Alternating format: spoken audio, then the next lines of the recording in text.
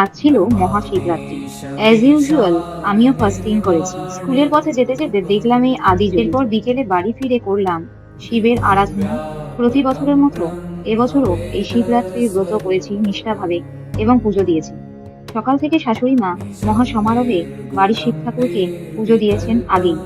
এরপর যেহেতু আমি স্কুল থেকে ফিরেছি, তাই তারপর বাড়ি ফিরে এবং হাজবেন্ডও অফিস থেকে ফিরে দুজনে একসঙ্গে করলাম এই শিবরাত্রির পুজো এবং ঠাকুরের মাথায় ঢাললাম জল। এরপর পাড়ার মন্দিরে গেলাম পুজো দিতে। যথারীতি সন্ধে হয়ে যায় এবং সন্ধেবেলায় ঠাকুরকে আরতি এবং ধূপকাঠি যথারীতি জল ফুল মালা দিয়ে পুজো করলাম। খুব সুন্দরভাবে কেটে গেল মহাশিবরাত্রির দিন। আর আজ তোমরাও জানাও কারা কারা শিবরাত্রির উপোস করেছো এবং জল ঢেলেছো বাবার মাথায়। শিব ঠাকুর সবাইকে শুভ বুদ্ধি দিক, ভালো রাখুক, সুস্থতা দান করুক এবং মনের কলুষতা দূর করুক মানুষের মধ্যে থেকে, এই কামনাই করি। আর আজকের ভিডিওটা ভালো লেগে থাকলে অবশ্যই একটা লাইক করে দিও।